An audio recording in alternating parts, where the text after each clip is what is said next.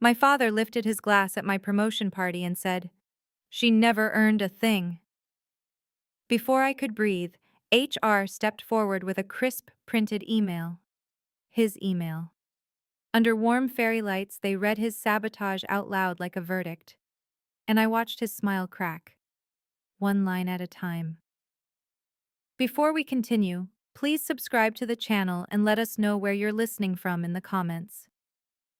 My name is Tessa. I'm 28 years old, and this is what really happened. Warm fairy lights bounced off plastic champagne flutes like tiny suns. Cheap Prosecco stung sweet on my tongue, almost daring me to smile. Every few seconds my phone chirped. Teams, Slack, little congrats, gifs. Clink, clink, clink. A celebration soundtrack I'd earned the hard way. My company rented the back room of a mid-range Italian place downtown. They're the kind with red checkered napkins and garlic bread that hits first. The carpet was soft under my heels, plush in a way my apartment isn't. Perfume, marinara, and printer toner from the banner stand mixed together.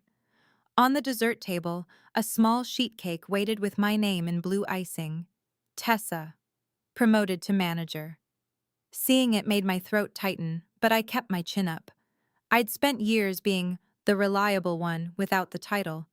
My director, Marlene, lifted her glass. Marlene, to Tessa, our new customer success manager. Everyone cheered, and my cheeks went hot. I laughed like the sound belonged to me now. I'd invited my dad because I wanted one normal photo, one moment where he looked proud, not suspicious. He showed up early, like he was inspecting the room, button down too crisp, smile too sharp. Yeah, he kept asking strangers what they did for a living. Dad. So, what's your role here? You in charge of her? People answered politely, assuming he was just enthusiastic.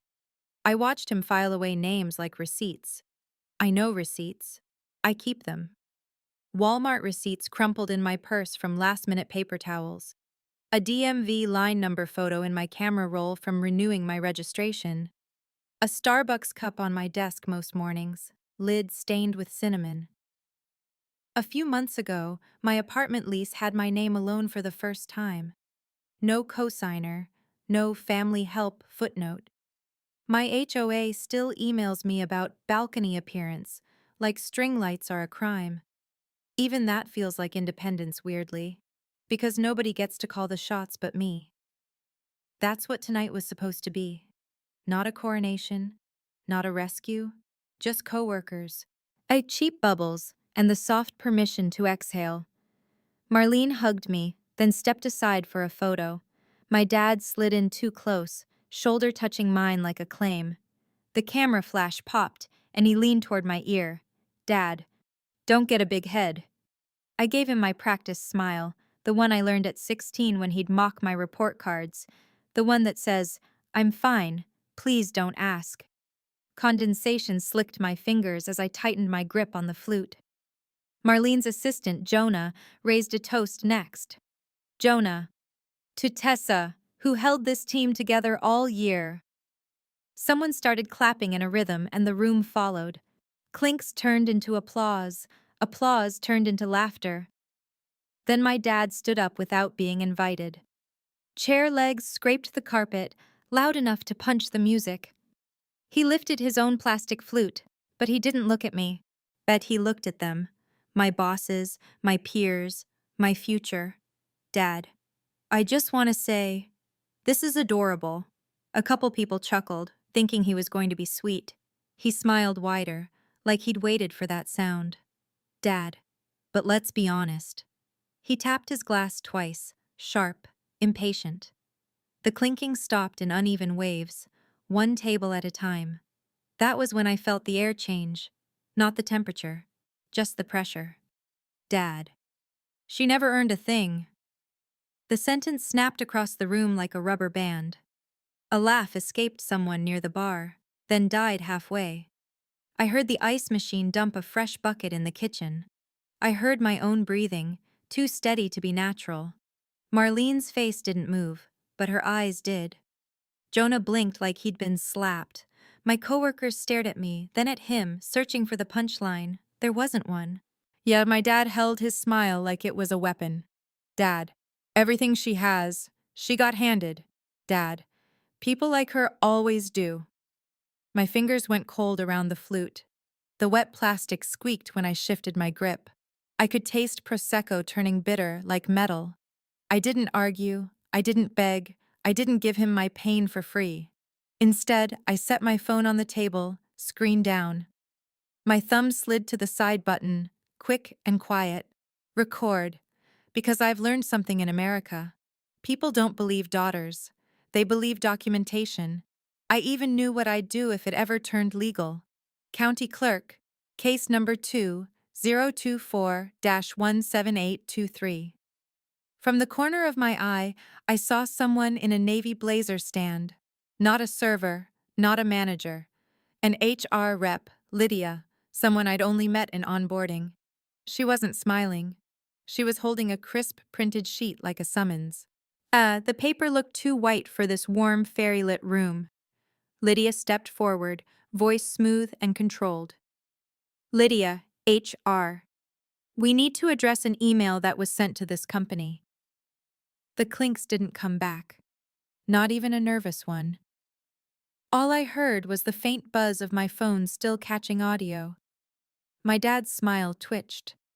Just once. Like he recognized his own words before anyone else did. And Lydia raised the page higher, as if the truth needed light.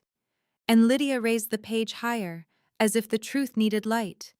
The air smelled like garlic butter and sweet wine, but now it felt wrong. Like perfume sprayed over smoke. Someone had brought a tray of espresso shots from the bar, and the bitter coffee scent cut through everything, sharp and awake. And it reminded me of the mornings I'd swallowed panic with a Starbucks lid pressed to my mouth. I kept my smile on. Not a happy smile, just a steady one, like a door you keep shut with your shoulder. My cheeks ached from holding it in place. My dad watched me, waiting for me to crack, like he'd paid for a front row seat. Dad. Come on. I'm just telling the truth. He lifted his glass again and made a show of looking around the room. Dad. You all know how it works. Pretty girl. Good timing. People love a story. A few coworkers shifted in their seats. The garlic bread smell suddenly felt heavy, like it was stuck in the carpet. I could also smell his cologne, too much of it. Clean and aggressive. The kind that tries to erase sweat. It was the same scent he wore to my college orientation, but when he told my advisor I was not great under pressure. Marlene stepped forward half a pace, not toward him, toward me. Her shoulder aligned with mine, subtle and protective. Marlene. Sir, this is a company event. He ignored her, eyes still on the crowd. Dad. I'm her father. I'm the only one who can tell you who she really is. He laughed once, tight and short. Dad. She's good at looking responsible. She's always had someone else doing the heavy lifting. My throat stayed calm. That surprised me. My body wanted to lunge, to argue, to defend every late night and every spreadsheet and every customer fire I'd put out. Instead, I focused on smell. Toner and warm plastic from the banner stand. Marinara on someone's sleeve. Perfume. Vanilla, floral, expensive, mixed with the lemon cleaner they'd used on the tables. Well, I anchored myself there, in sensory facts, because feelings were what he wanted. Jonah's hand hovered near my elbow.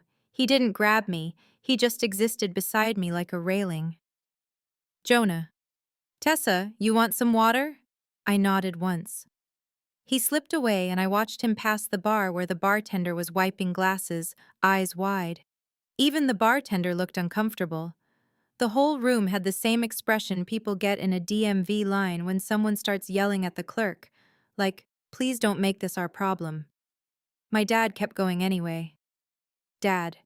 She acts like she did it all alone. Dad. But I know what she's like at home. He glanced at Lydia's paper and then back at me, and his smile sharpened again. Dad. Oh, and don't worry. Your company should know what they're dealing with. That line wasn't for them.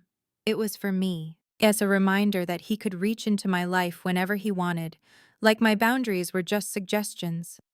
Lydia didn't flinch. Her voice stayed measured, that calm, corporate tone you hear right before a meeting turns into a write-up. Lydia, HR. This isn't a family discussion. She looked directly at my dad for the first time. Lydia, HR. This is about workplace conduct and safety. My dad blinked, offended. Dad. Safety? Are you serious? He spread his hands like he was the victim. Dad. I'm celebrating my daughter. You're making it weird. Marlene's jaw tightened. I could smell the faint mint on her breath when she leaned closer, like she'd chewed gum to stay professional. Marlene, you're the one speaking, not her. Marlene, and you're doing it in front of her colleagues. Jonah came back with a water glass. The condensation beating on the outside. He placed it in my hand without a word. Cold against my fingers. A small mercy. I took one sip, and the plain, clean taste felt like a reset button. My dad's gaze flicked to Jonah. Dad. See? Always has people running around for her. He pointed with his flute, sloppy and loud. Dad. That's what I mean. She doesn't earn anything. She collects it. That's when my director, my actual director, stopped being polite. Marlene. Enough. It wasn't loud, but it was final. The word landed flat, like a file folder dropped on a desk. My dad tried to laugh it off. Dad. Relax, it's a joke. He turned to the room. Dad. You can't take a joke anymore. Everyone's so sensitive. Lydia lifted the paper again. The ink smell reached me when she stepped closer. Fresh print, slightly chemical. Thus it mixed with the Prosecco and made my stomach turn. Lydia, HR. This is not a joke. She angled the page so the header faced outward. Not so everyone could read it, but enough for him to recognize it. His eyes darted to the top line, and the color drained from his mouth. That was the moment I understood something simple. He hadn't just come to heckle me, he'd come with a plan. Marlene's hand touched the small of my back, brief and professional.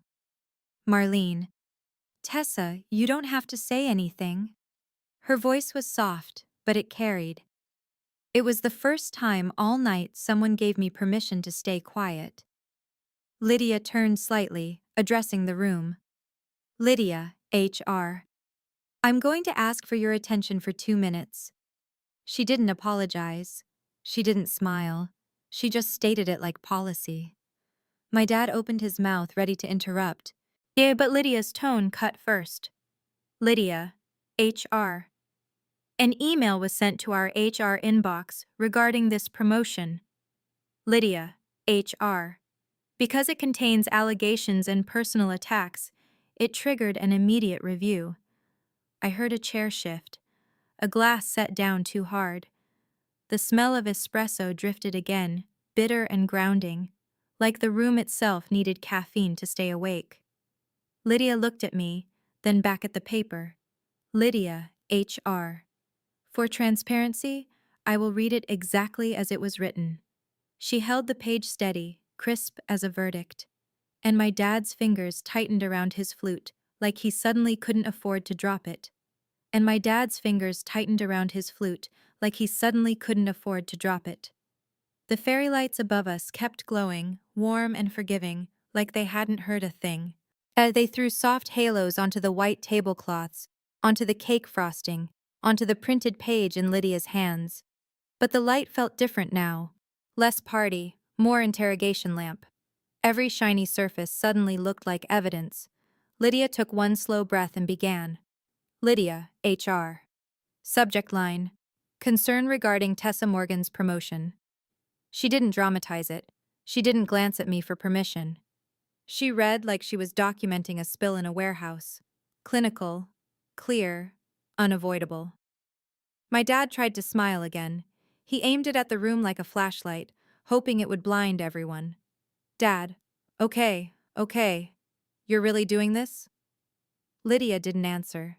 She just kept reading. Lydia, HR. To whom it may concern. The paper made a faint rasp when she adjusted her grip.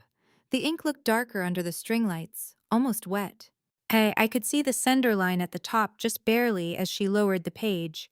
It was his email address, his full name, the one he signs on checks like a stamp of ownership. Lydia, H.R. I am Tessa's father, and I feel obligated to warn you. A couple people blinked hard, like their eyes were drying out.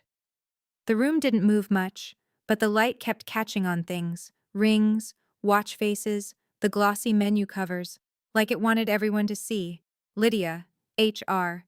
She has a history of manipulating situations to gain attention and resources. My stomach clenched, but my face stayed still. I stared at the cake knife on the table, how it reflected the lights in a clean silver line, a line you could cut with. Dad. I mean, come on, he chuckled, looking for allies. Nobody gave him one. Thou Lydia, H.R. I do not believe she earned this promotion through merit. Lydia, H.R. She is charming, and she uses that to get what she wants. The words landed like cold coins on a counter.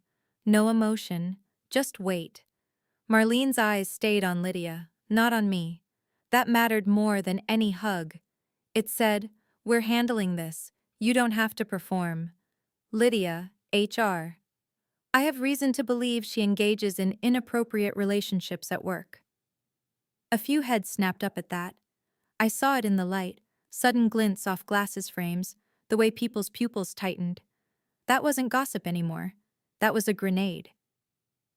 Jonah's hand hovered near his water glass, then stopped. He didn't drink. He just looked at my dad like he'd finally seen the real shape of him. Dad. That's not what I meant. His voice came out higher than before. Dad. I'm just concerned, you know? As a parent. Lydia's tone didn't change. Lydia, HR. She takes credit for other people's work. Lydia, HR. She lies convincingly. Lydia, HR. If you promote her, you will regret it. The lights above us kept twinkling anyway. It was almost insulting. The room looked like a holiday card while my father tried to ruin my career in full sentences. Lydia paused for a fraction of a second, eyes scanning the next line. I saw her pupils shift in the reflection of the page's bright margin. Then she read the part that made my dad's neck go stiff. Lydia, HR. I want it noted that I have supported her financially for years. Lydia, HR. She owes her stability to me. Lydia, HR. If she believes she's made it now, it's because I allowed it. A breath went through the room, sharp, involuntary, and not sympathy, disgust. Even the bartender froze mid-wipe, towel in hand. My dad tried to step forward. The fairy lights caught the sweat starting at his hairline, turning it into a shine. Dad, that's private. You can't. Lydia lifted her free hand, palm out, like traffic control. Lydia, HR. Sir, you sent this to a corporate inbox. Lydia, HR. You also copied additional recipients. She looked down again. The page glowed under the lights like it had its own spotlight. Lydia, HR. CC. Executive leadership at... She read the address without saying anyone's name, but everyone heard it. Marlene's mouth tightened. One of the VPs at the back shifted his stance, the light catching the edge of his badge. Dad. I was making sure the right people saw it. He said it like he was proud. Then he realized what that sounded like and swallowed. Lydia kept going. Lydia, HR. She thinks she's better than her family now. Lydia, HR. She is ungrateful. Lydia, HR. If you reward her, you're encouraging disrespect. I felt heat rise behind my eyes, but I held it there. My fingers wrapped around the water glass until the condensation slicked my palm. Cold outside, fire inside, a balance I'd practiced since childhood. The lights blurred for a second, not from tears, but from the way my brain tried to leave my body. I forced myself back by staring at Lydia's paper. The truth made physical. A page no one could deny.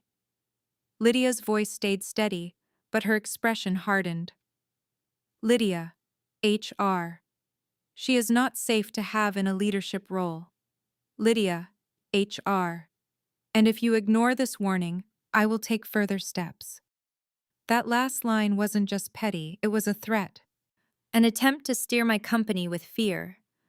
Marlene finally turned her head toward my dad. Her eyes were bright under the string lights, reflective and sharp. Marlene, you sent this today? Dad, I sent it when I found out. He looked at me like I'd betrayed him by being promoted. Lydia's gaze flicked to the bottom of the email. She read the signature. Lydia, HR. Signed, David Morgan, father of Tessa Morgan. She let the last word hang for half a heartbeat. Not for drama, for accuracy. The room didn't clap. No one laughed. The only sound was the faint hum of the restaurant's AC and the tiny electronic ping from my phone still recording under the table. Dad. You're all acting like I committed a crime. He tried to widen his stance, reclaim the space. But in this light, he looked smaller, like a man caught in the wrong doorway. Till Lydia lowered the page just enough to make eye contact with him. Lydia, HR. This email constitutes harassment and an attempt to interfere with an employee's workplace. Lydia, HR. It also contains defamatory allegations. Her words were calm, but they hit like a gavel. She turned slightly toward the room again. Lydia, HR. For everyone here, our company does not tolerate this. Lydia, HR. Tessa's promotion stands.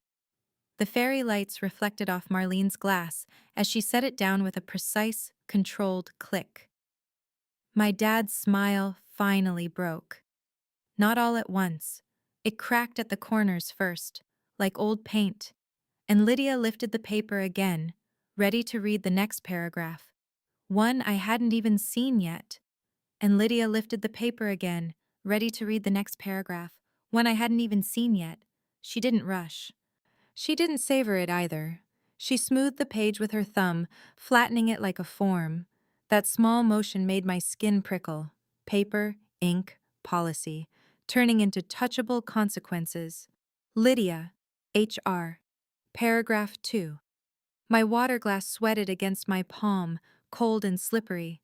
I kept my fingertips there on purpose, like I could borrow steadiness from it. Lydia, HR. If you promote her, you are putting clients at risk. Lydia, HR. She is unstable. Lydia, HR. I am prepared to contact your biggest accounts with this information. Marlene's hand tightened on the stem of her glass. Jonah's jaw flexed once, controlled, like he was holding back words. My dad lifted his chin, trying to act offended instead of exposed. Dad. That's called being proactive. Dad, you're welcome. Lydia held the page up again. The paper looked harmless. But it wasn't. It was a blade made of font. Lydia, HR. You wrote, quote, Lydia, HR. If she believes she can cut me out, I'll make sure she can't lead anyone. A chair leg scraped the carpet, nervous and sharp. Someone's bracelet clinked against a glass, too loud. My dad's mouth opened, then closed. His tongue moved behind his teeth like he was searching for a better version of himself. He didn't find one. Marlene stepped forward, and this time she didn't keep it subtle. Her palm landed lightly on my shoulder. Warm, steady pressure. One clear point of contact in a room that suddenly felt unsafe. Marlene. Sir, you threatened our clients. Marlene. That's retaliation. Dad. I'm not threatening anyone. He gestured too big and sloshed Prosecco over the rim of his flute. It splattered onto his hand and the tablecloth. Yeah, he wiped it with his sleeve like the mess wasn't real. Lydia took one step closer to him. The printed sheet made a soft crackle as it bent in her grip. Lydia, HR. For clarity, this event is now an HR-managed situation. Lydia, HR. This is no longer a celebration you can hijack. She turned her head slightly toward the back of the room. A man in a black polo shifted off the wall. Restaurant security, maybe. Or one of ours. Either way, His presence changed how my dad stood. Dad, you're bringing security? For me? Lydia, HR. We're ensuring a safe workplace environment. Lydia, HR. Company events fall under that. Lydia, HR. So does harassment by family members. My hands started to shake, tiny and stubborn. I pressed my thumb hard into the side of my index finger under the table, a small private pain to keep bigger feelings in check. My dad leaned toward Lydia, lowering his voice like he could negotiate. Dad, I'm her father. I have a right to warn you. Lydia, HR. You do not have a right to defame an employee. Lydia, HR. And you do not have a right to contact our clients. Dad. Tessa, tell them what you did. I lifted my eyes to Lydia. Me. I'm not responding to him. Me. I'd like this documented. That sentence changed the temperature of the moment without changing the lights. Not a daughter being humiliated, an employee being protected. Lydia nodded once. She folded the paper in half, one precise crease, then in half again. The sound of the fold was loud in my ears. Lydia, HR. David Morgan. She used his full name. Lydia, HR. You need to step outside with me. Dad. No. Yeah, I'm staying. He set his flute down too hard, plastic thumping the table. Dad. This is my daughter's party. Lydia, HR. This is a company function. Lydia, HR. And your presence is disruptive. Lydia, HR. If you refuse, you will be escorted out. The black polo man took one more step, not close enough to touch, close enough to make the boundary real. My dad looked around, searching for someone to rescue his pride. He found only faces that wouldn't meet his eyes. Dad, you're embarrassing me. He said it to me, like I'd ordered this. Me. You did that. 2 words. No volume. But I felt them lock something shut inside me. Lydia angled her body toward the door, directing traffic without drama. Lydia, HR. Now. My dad yanked his jacket from the chair back. The fabric rasped against the upholstery. The chair bumped the table. The silverware jumped with a quick metallic tap. Dad. Fine. He looked at the room. Dad. Enjoy your little show. He walked out with Lydia beside him. The security guy followed at a respectful distance, close enough to intervene if needed. A cool draft from the hallway brushed my forearms, raising goosebumps. Marlene's hand stayed on my shoulder a second longer, then released slowly, like she didn't want to startle me. Jonas slid my water closer, his knuckles tapping the glass once, solid, real. Marlene leaned in, voice low and careful. Marlene, do you want to step out too, or do you want to stay? My fingers were still damp from condensation, still cold, still shaking. Then the call hit again, buzz, buzz, like my dad was trying to grab me through the phone. Then the call hit again, buzz, buzz, like my dad was trying to grab me through the phone. The room was still packed, but it felt rearranged. Chairs that had been angled for photos were now turned inward, tight. People stood in little clusters close enough to hear, far enough to pretend they hadn't. The space between tables suddenly mattered. The fairy lights kept glowing, but now they outlined exits. The doorway where Lydia took my dad looked wider than before. The hallway beyond it was a dark tunnel compared to our warm bubble. I could feel eyes tracking that door the way commuters watch an elevator. Marlene didn't push. She just stayed near. Jonah shifted slightly, blocking my side like a teammate in a pick and roll. Someone slid the cake knife farther away, as if sharp objects belonged elsewhere. My promotion cake sat untouched, and my name smiling in frosting like it didn't know. My phone vibrated again. I didn't answer.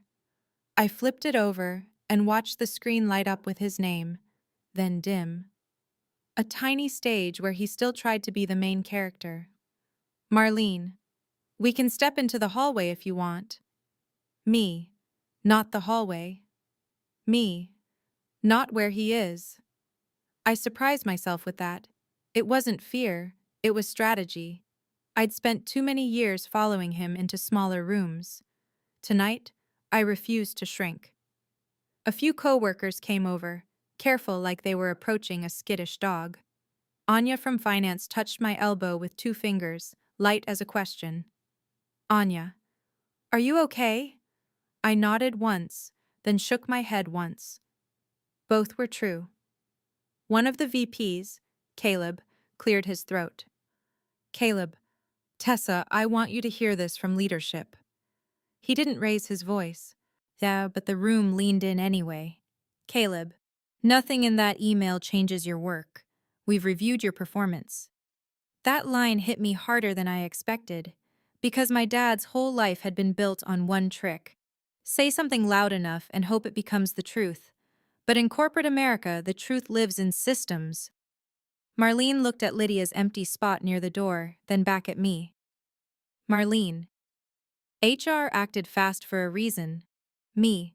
Because he threatened clients. Marlene. And because it's a pattern. The word pattern made my throat tighten. It wasn't dramatic. It was accurate. A pattern is just damage that repeats on schedule. Like a bill that keeps showing up even after you move. I could feel the crowd breathing around me. Not hostile, not warm either. Just a circle of people deciding what kind of night this would be. Jonah leaned closer, voice low. Jonah, do you want me to call you a ride? Me. I drove. Me. I'm not leaving like I did something wrong. Quotable. And I meant it.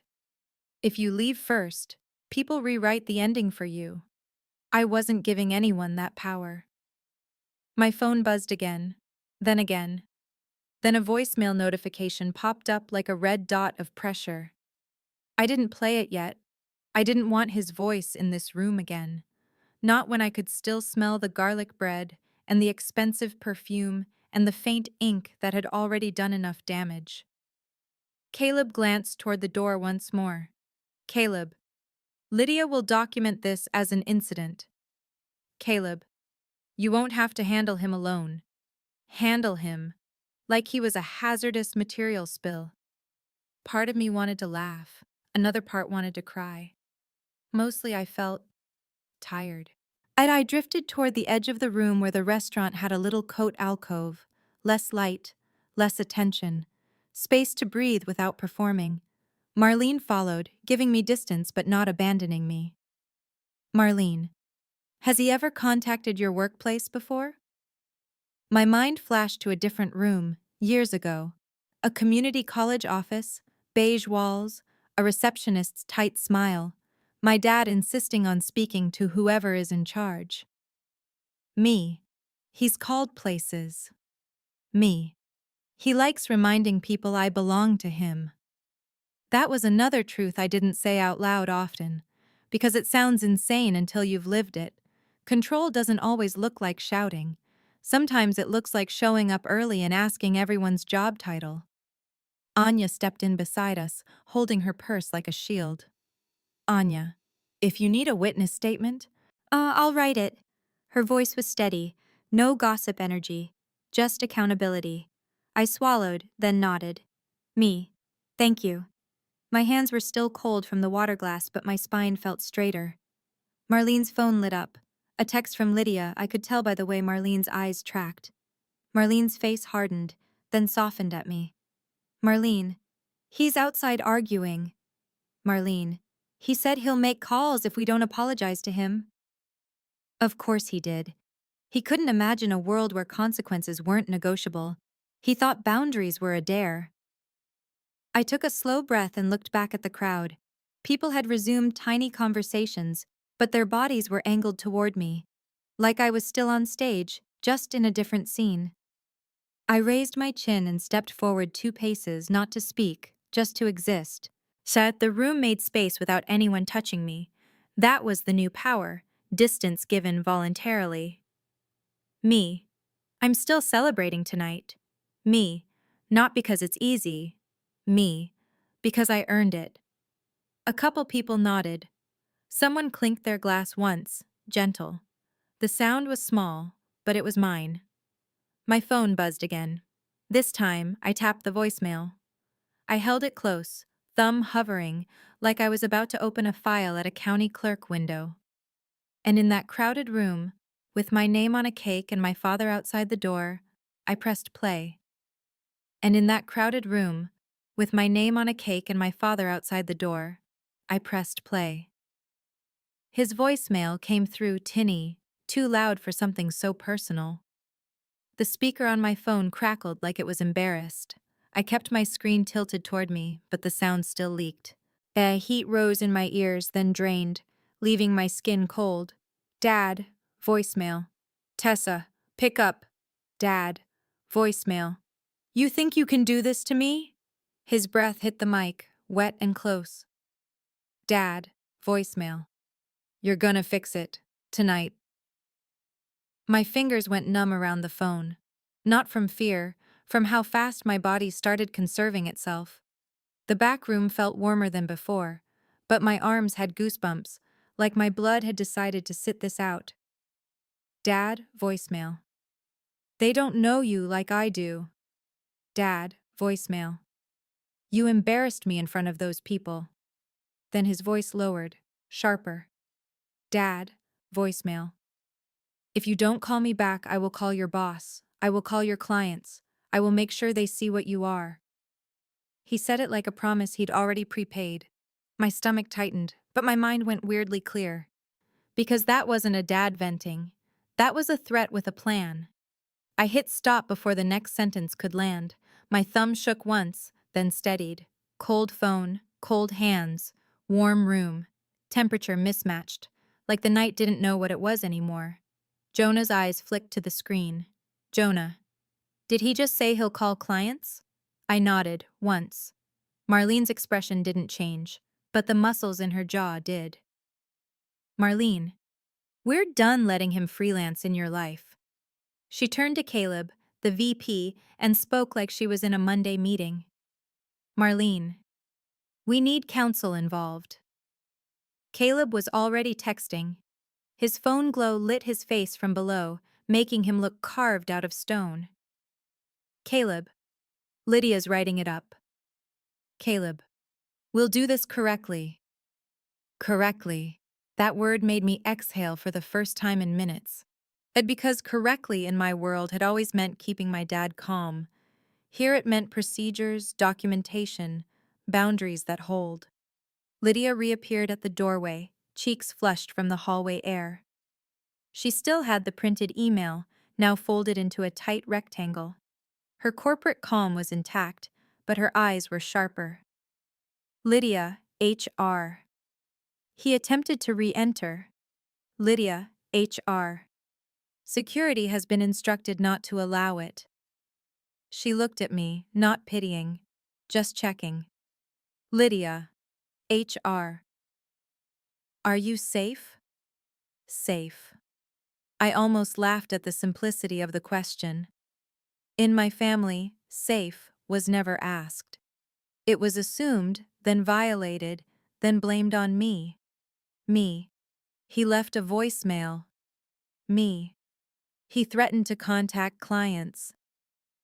I held my phone out. My fingers were so cold my knuckles looked pale under the fairy lights. Lydia didn't touch the phone. Now she didn't need to. She just nodded like she'd been handed another exhibit. Lydia, HR. Email, public disruption, and now a direct threat. Lydia, HR. That escalates this. She pulled a small notepad from her blazer pocket. Even the paper smelled faintly of ink and office air, clean and dry.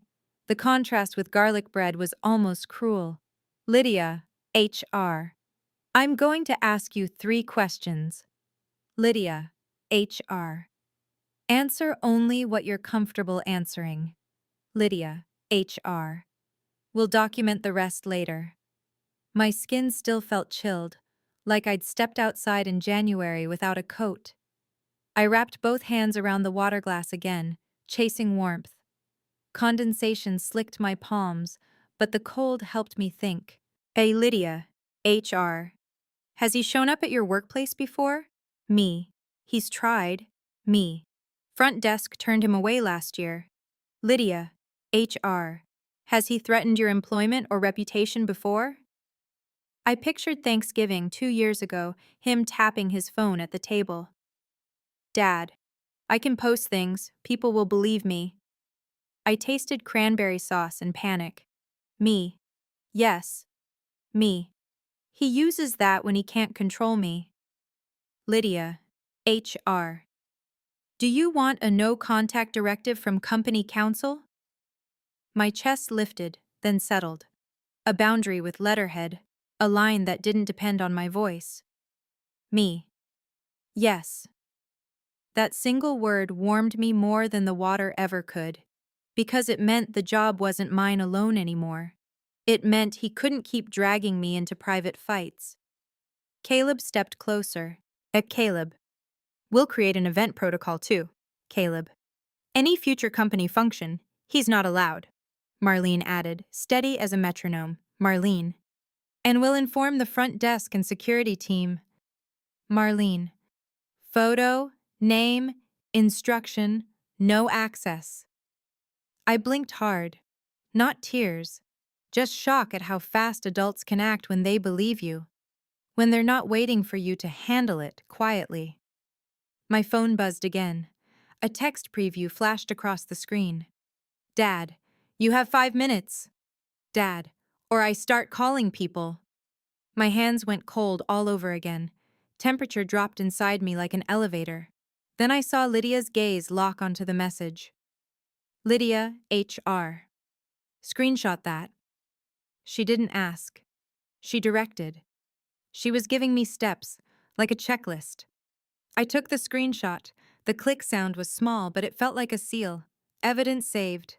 A time stamped, not negotiable. Lydia, HR. After tonight, do not respond. Lydia, HR. If he contacts anyone at the company, forward it to me. Lydia, HR. If he shows up, call 911. That's not dramatic. That's policy.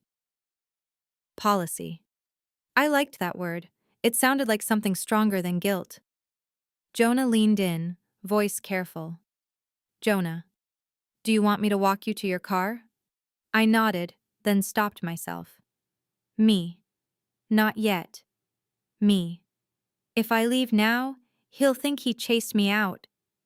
Marlene's eyes softened. Marlene. Then we'll end the party on our terms. She looked at Lydia. Marlene. Can we do a quick statement? Lydia nodded once. She stepped into the center of the room and lifted her hand. The music was still playing from the restaurant speakers, some upbeat pop track that suddenly felt wrong. Lydia waved to the bartender. And the volume lowered. Lydia, HR. Thank you for your patience. Lydia, HR. We've addressed an inappropriate external interference. Lydia, HR. Tessa's promotion is confirmed. Lydia, HR. If anyone is contacted about this, direct it to HR immediately. No drama, just direction. The room recalibrated around her words. And I felt my body warm by a degree, like my nervous system believed her. Then the door to the hallway pushed inward, not Lydia's, not security's, my dad's. He was back, breathing hard, jacket half on, eyes shining with the kind of rage that thinks it's righteousness. And behind him, I saw a woman I didn't recognize. Heels, tight smile, phone already up like she was filming. Dad. There she is. He pointed at me like I was a suspect. Dad. Tell them what you did. He pointed at me like I was a suspect. And Dad. Tell them what you did. The woman behind him hovered in the doorway, phone lifted, screen glowing. Her lipstick was too bright for this lighting. She wore a little gold cross necklace that caught the fairy lights like a wink. Lydia moved first. Not fast, just decisive. Lydia. HR. Sir, you were told you cannot re-enter. Dad. I'm not leaving until she fixes it. Marlene stepped to my side again, close enough that our sleeves touched. The texture of her blazer brushed my arm, firm and structured. It felt like armor you could buy with a paycheck. Dad's eyes cut to Marlene. Dad, who are you? Marlene. Her director? Marlene. And this ends now. My dad laughed like he'd heard a joke. Dad. A director? Dad. You mean the lady who handed her everything? The woman behind him leaned in, whispering too loud. Woman. David. Just get the video. She angled the phone toward me, hungry for my face. I turned slightly so the camera caught my profile, not my eyes. I didn't give her a crying shot. I kept my mouth closed and my hands visible at my sides, calm. Lydia raised her palm again. Lydia, HR. Put the phone down. Woman. I'm allowed to film in public. Lydia, HR. This is a private event space under company control. Lydia, HR. Stop recording. The woman's smile tightened. She lowered the phone half an inch but didn't stop. The screen still stared at me like a little window that wanted to steal my story. Dad pointed again, closer this time. Dad. See? This is what she does. Dad. She plays innocent and lets other people fight for her. My fingertips tingled, that familiar itch to defend myself. I rubbed my thumb against the seam of my dress, feeling the tiny stitches, 1, 2, 3, texture, pattern, control, because I knew what he was trying to do. He was turning it into a family scene. If it became personal, then the rules would soften. If it became tradition, then I'd be expected to bow. Dad. We raised you. Dad. We sacrificed for you. Dad. And this is how you repay it? There it was, the old script, the one he read every Thanksgiving when he wanted the table to tilt his way, the one he used under Christmas lights when relatives were watching and no one wanted a fight.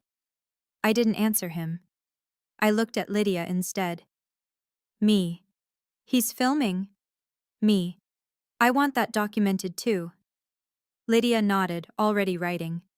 The scratch of her pen on paper was crisp, a little harsh. It sounded like a stapler without the click. Dad's voice rose. Dad, you're really going to do this? Dad, after everything I've done? He slapped his palm against his chest, loud. Dad, I'm your father. And the woman behind him finally stepped inside. Not all the way, just enough that her heels sank into the soft carpet. She smelled like hairspray and sweet perfume, the kind you buy at the mall kiosk. It mixed with garlic bread and made my stomach roll. Her phone kept recording, little red dot shining. Woman. Hi, everyone. She waved at the room like she belonged here. Woman. I'm Kendra. Woman. David's wife. Wife. I felt the word land against my ribs. Rough. Unexpected. He hadn't told me that. My dad watched my face, waiting for the reaction. He wanted shock. He wanted me off balance. Dad. Surprise. Dad. Since you're so grown now, you can meet her like an adult. Kendra smiled, but it didn't reach her eyes. Kendra. We didn't want to distract from your little work thing. Kendra. But David was so hurt. Little work thing. My promotion turned into a trinket in her mouth. Marlene's voice stayed even. Marlene. Ma'am, you need to stop recording. Kendra. I'm not recording. She tilted the phone down, but I saw the screen reflection in her nails. Lydia stepped closer, giving Kendra a clear line. Lydia, HR. If you do not stop, security will escort you out. Kendra. Escort? That's dramatic. Lydia, HR. It's policy. Dad scoffed. Dad. Policy. Dad. You hear that, Tessa? They're hiding behind policy. He looked at the crowd, searching for sympathy like it was an item on a shelf. Then he turned back to me and lowered his voice, the way he did when he wanted to sound reasonable. Dad. Just apologize. Dad. Tell them you overreacted. Dad. Tell them I didn't mean it. Me. You typed it. Me. You sent it. Me. You copied leadership. My voice was quiet, but it didn't shake. That surprised him. His eyes narrowed like he was recalculating. Dad. Because you're forgetting your place. Dad. In this family, respect comes first. Dad. That's how it's always been. Tradition. Another weapon word. He pointed at my cake on the table, still untouched. Dad. You think this makes you better than us? Dad. You think a title changes blood? Kendra laughed softly, like a friend backing him up. Kendra. She's been acting different since she got that apartment. Kendra. No roommate, no cosigner. Kendra. Real independent now, huh? My throat tightened. Those were details he shouldn't have shared. But private things turned into party conversation. Jonah stepped forward. Jonah. That's enough. His voice cut clean. Jonah. You're crossing lines. Dad swung toward him. Dad. Who are you? Jonah. A coworker. Jonah. And you don't get to threaten her job. Dad's smile snapped back on, ugly and bright. Dad. Coworker. Dad. So you're the one. He looked at me again, eyes glittering. Dad. Is that how you got promoted? Dad. By collecting men who protect you? I felt the room's energy shift like a current turning. People weren't waiting anymore. They were choosing. Marlene. Stop. Caleb. Sir, you need to leave. Anya. This is harassment.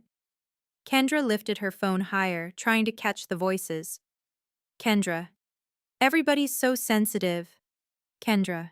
David, keep talking. They'll regret this. Dad's chest rose and fell fast. Yet he looked at Lydia's folded email like it was a rival. Then he said the line he'd been holding back all night. Dad. If you won't show respect, I'll take what I'm owed.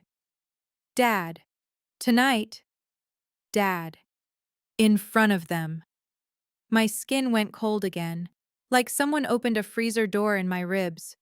Because I knew exactly what owed meant to him, and Kendra's smile widened as she reached into her purse and pulled out a thick envelope.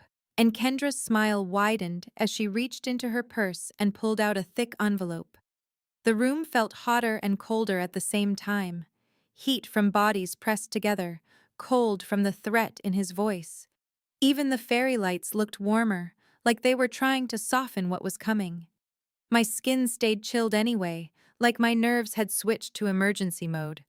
Kendra held the envelope up like a prize. Etta Manila. Bulky. My name printed on a sticky label in block letters. I could see a red notary stamp through the paper. Faint, but unmistakable. The smell hit me when she cracked the flap. Dry paper, ink, and that dusty courthouse air scent. Dad. Open it. Dad. Let's show them what kind of daughter you are. Kendra. Go on, sweetheart. Her tone was syrup, but her eyes were sharp. Lydia stepped between us. Lydia. HR. No. Lydia. HR. You will not present documents or demands to an employee here. She motioned once, and the black polo security guard moved in, calm and ready. Dad's jaw worked like he was chewing rage. Dad. It's her paperwork. Dad. She needs to sign it. He tapped the envelope with 2 fingers. Dad. Right now. I didn't reach for it. I kept my hands at my sides, fingers slightly curled, nails pressing into my palms. And I focused on temperature again. Cold glass earlier, cold phone, cold sweat at my spine.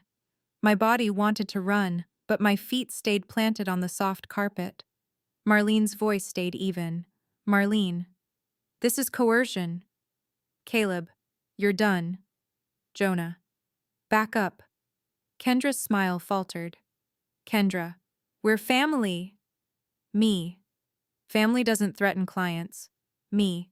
Family doesn't show up with a notary envelope. That landed. Not as a punchline, as a fact. Kendra's phone dipped, and the red dot disappeared. She'd stopped recording without admitting it. Lydia held her ground. Lydia, HR. Security will escort you both out. Dad. Touch me and I'll sue. Lydia, HR. You're trespassing. Lydia, HR. And you have already made threats in writing. The guard stepped in closer, not aggressive, just unavoidable. Dad glanced around one last time, been hunting for someone to rescue his ego.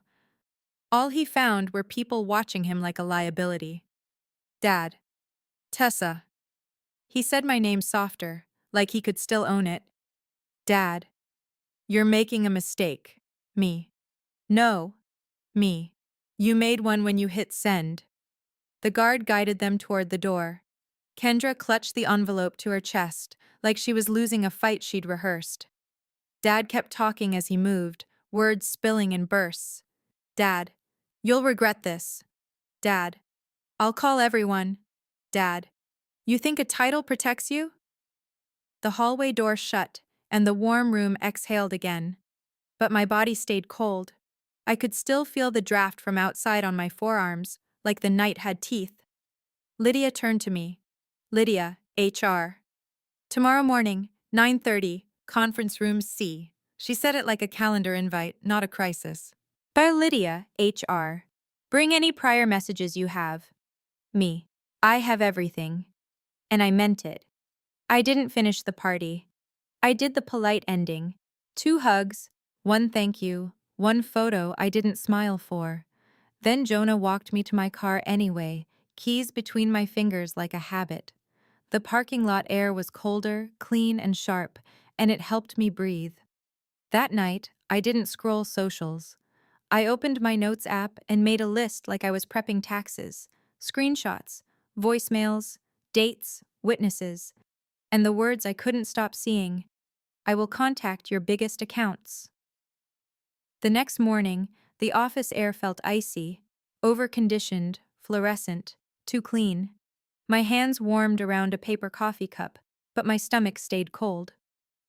In the lobby, the security desk had a new instruction sheet clipped up, fresh toner smell and all. The conference room C was glass-walled, visible from the hallway. Transparency on purpose. Lydia sat with a laptop open, a folder beside it. Company counsel joined on video, nameplate reading A. Patel, Esquire. Lydia, HR. This is the formal incident report. She slid a document toward me. The paper was cool and smooth under my fingertips. I signed that I'd received it, not that I agreed with my dad's story. A. Patel, counsel. We're issuing a no trespass notice and a no contact directive. A. Patel, counsel. If he violates it, we escalate. Lydia, HR. Front desk and building security will have his photo. Lydia, HR. He will be denied entry to any company event. My throat loosened a fraction. Protection with infrastructure. Not just me blocking a number and hoping. Lydia asked me to forward the voicemail audio and the screenshots. And I emailed them from my work account. Subject line simple. Evidence? David Morgan. The send whoosh sounded tiny, but it felt final. Cold air, warm coffee, and a quiet click in my chest. A. Patel, counsel. One more thing. He leaned closer to the camera. A. Patel, counsel. He didn't just email HR. Lydia rotated her laptop so I could see. A list of addresses, time-stamped, forwarded threads, not one message, several. He'd blasted it to sales, to a shared support inbox, even to an old alias for leadership. Lydia, HR. That's why it surfaced publicly. Lydia, HR. It reached people who were already in the room last night. Lydia, HR. They couldn't unsee it. My skin went colder, but my mind stayed clear. He wanted it unavoidable. He wanted my promotion to feel borrowed, temporary, revoked at his whim. A. Patel, counsel. If he contacts clients, we will treat it as interference. A. Patel, Counsel. You also have personal options. He didn't say restraining order, but the shape of the word hung there. On my lunch break, I drove to the county clerk's office. The courthouse smelled like paper and stale air, exactly like that envelope. I pulled a number and waited behind a couple arguing about a property deed. When my turn came, I asked the clerk for guidance on a harassment petition and documentation requirements. The clerk slid me a pamphlet and a form. County clerk. Keep everything. County clerk. Dates, screenshots, audio. County clerk. If you need notarization, we have a notary public downstairs. I walked back to my car with the papers on my passenger seat like a shield. My phone buzzed once, then twice. There's a new email notification, not from my dad, from an address I didn't recognize, and the subject line was my name, plus the word fraud, from an address I didn't recognize. And the subject line was my name, plus the word fraud. I didn't open it in the parking lot. Sunlight was too bright for that kind of ugliness. I drove back to the office with the courthouse pamphlet on my passenger seat, edges fluttering when I turned. The papers looked harmless, but the shadow they cast across my console felt heavy. Back upstairs, the fluorescent lights made everything look flat, so I pulled the email up inside a conference room with the blinds half closed. Light stripes cut across the table like bars. My reflection sat in the dark glass of the TV screen, ghosted and doubled. The sender name was Concerned Citizen. No signature. No phone number, just a Gmail address with random letters, like a burner you buy for a week and toss. I clicked. The first line hit like a slap, even though it was just text. Email. Tessa Morgan is committing fraud at your company. Email.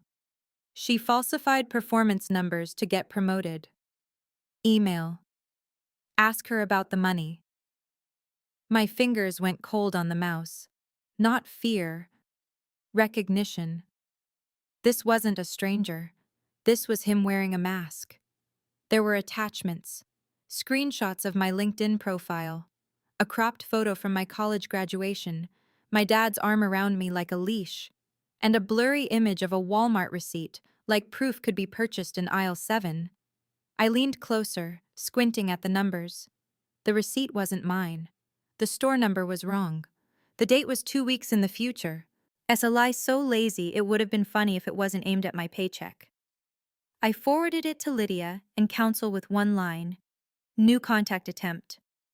Then I stared at the sent timestamp, watching it become permanent. In the dim conference room, the email thread looked like a long shadow stretching across my screen. My phone buzzed immediately. Not my dad's number. Blocked. A family group chat I'd muted months ago. Aunt Rena. What did you do to your father? Cousin Jace. He says you humiliated him at your work. Grandma. Call your dad. This is shameful. It was like watching a story assemble itself without me. Same villain, same heroine, same moral. Only now my office was part of the set. I didn't type back. I took a screenshot of the group chat, then another. Timestamps, names, a pattern forming in pixels. Saw Marlene knocked once and stepped in, not waiting for permission. Her silhouette filled the doorway, backlit by hallway lights. For a second, she looked like a cutout. Clean edges, no softness. Marlene. He's trying to reach sales. Marlene. We just got 2 similar emails. She set a printout on the table, and the paper slid into the shadow of my coffee cup. I nodded, throat tight but steady. Me. It's him. Marlene. We know. That we mattered. I'd spent my life in rooms where I was alone with his version of me. Now there were witnesses with job titles. Lydia joined a minute later, laptop open, eyes focused. Lydia, HR. We're placing an internal advisory. Lydia, HR. No one responds. All messages route to HR. Lydia, HR. And your promotion is still in effect. She said it again like a prayer the company could enforce. Done by 3 p.m., my phone looked like a fireworks show. Missed calls from relatives, texts from numbers I didn't recognize. A Facebook message request with a thumbnail of my dad's face under Christmas lights. It was February, but he'd picked an old photo from last December. My dad in front of a tree, smiling like a family man. He'd learned something over the years. People trust holiday glow. They don't notice the shadows behind it. The message was from my cousin's wife. Message: "Why are you attacking David? He's devastated." Message: "He said you've been taking money from him and lying to everyone." I laughed once, small and sharp, then stopped. Because the lie had a familiar shape. He wasn't saying I took money. He was saying I owed money. The envelope. The notary stamp. What I'm owed. I opened my notes and added a line. Extortion angle. Then I pulled out my lease folder from my bag, the one I carry like a security blanket when I have to prove I exist. Inside was a photocopy of the cashier's check I used for my deposit. My name. My bank. My signature. Earned. Paid. Documented. On my break, I walked to the lobby to clear my head. The building's glass doors reflected everyone walking by, stretching them into long, warped shadows on the polished floor. I saw mine too, tall, thin, uncertain. Then I squared my shoulders and watched it change. Lydia's phone rang. She answered, listened, then looked at me. Lydia, HR. He called the main line. Lydia, HR. He demanded to speak to the person in charge of promotions.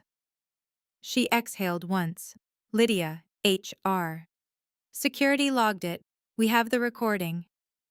A recording. What, for the first time, my dad couldn't rewrite his own tone. At 5:12 p.m., Caleb emailed the leadership team with a short summary. He copied me and Lydia.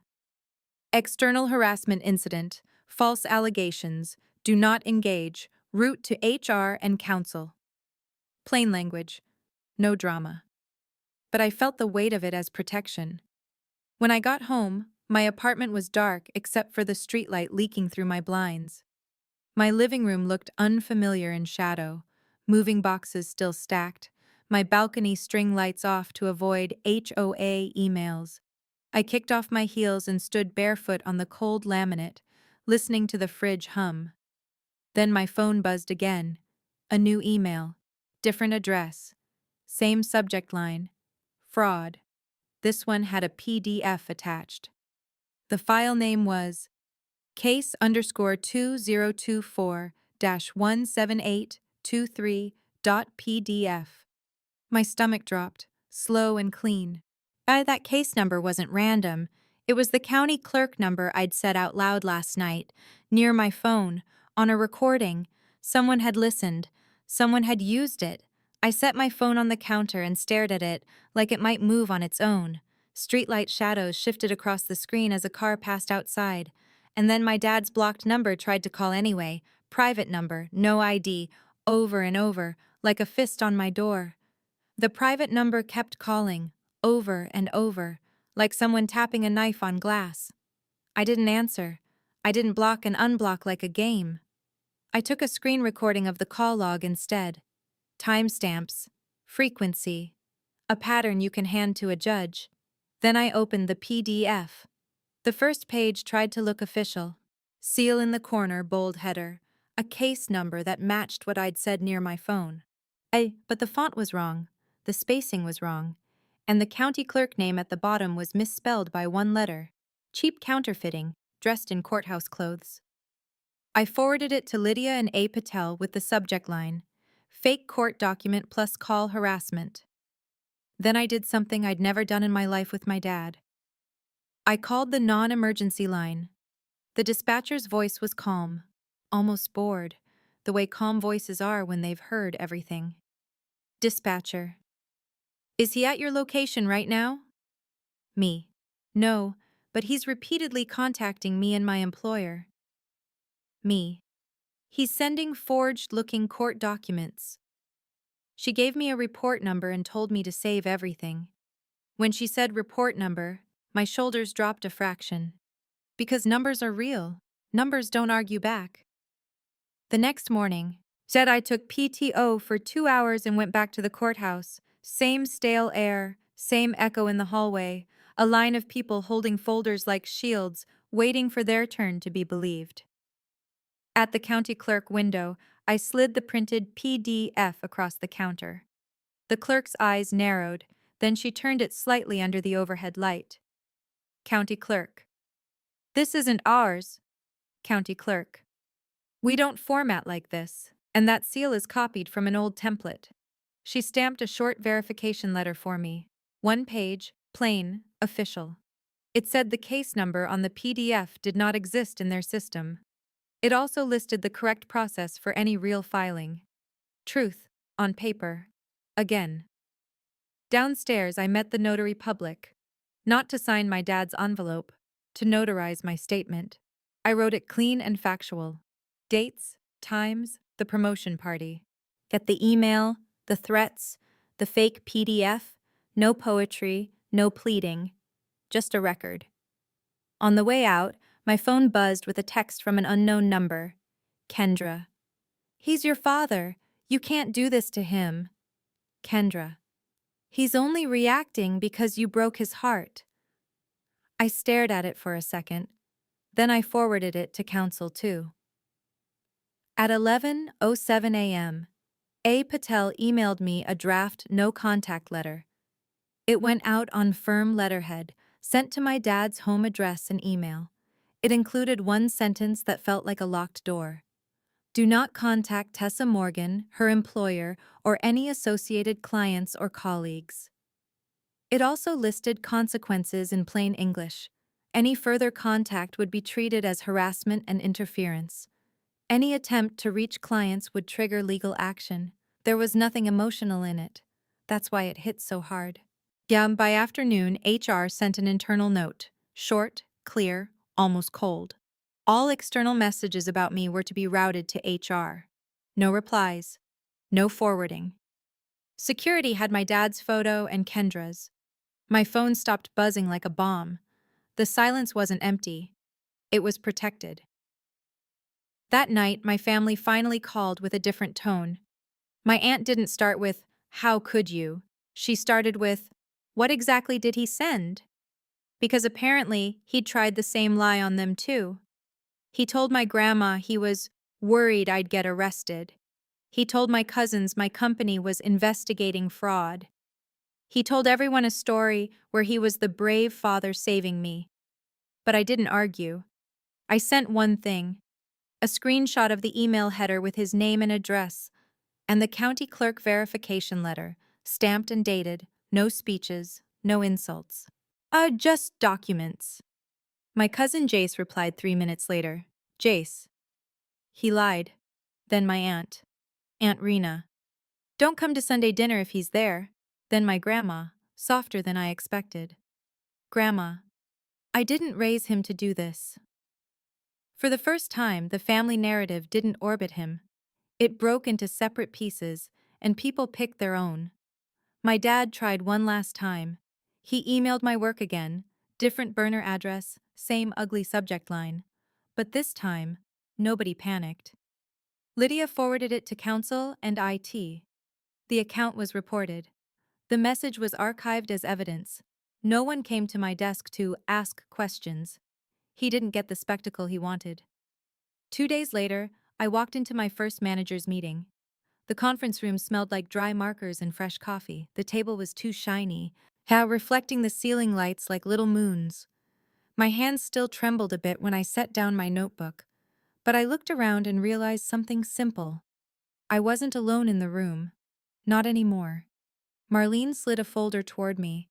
Inside was my updated title letter and compensation packet. Clean, official, earned. Marlene. You did nothing wrong. Marlene. You handled it like a leader. I swallowed and nodded. Me. I didn't want him to ruin this. Marlene. He didn't. Marlene. He just revealed himself. That Friday, we did a quiet redo of the toast. Not at a restaurant. In the office kitchen, under harsh lights and a paper banner someone taped crooked. Plastic cups again. But this time, the clink sounded like relief. Jonah handed me a cupcake with my name spelled right. Anya took a photo and didn't tag my family. Then Caleb lifted his cup and kept it simple. Caleb, to Tessa, who earned it. No jokes, no qualifiers. I felt the cold condensation on my cup, and for once it didn't turn icy in my hand. It stayed what it was. Just a drink. Just a celebration. When I got home, I turned on my balcony string lights anyway. HOA rules be damned for one night. Warm bulbs glowed against the dark, steady and unbothered. My phone stayed quiet. No private numbers, no burner emails, no ode threats. I opened my laptop and saved everything, screenshots, voicemails, letters, into one folder. I named it what it was. Boundaries. Then I did the last thing I needed to do. I blocked Kendra too. I changed my settings on LinkedIn. I tightened my privacy, the way you tighten a lock after someone tries your door. My dad said I'd never earn a thing. But HR read his sabotage out loud, and the whole room learned who really hadn't earned their place. If you liked this story, please like this video, subscribe to the channel, and share your thoughts in the comments.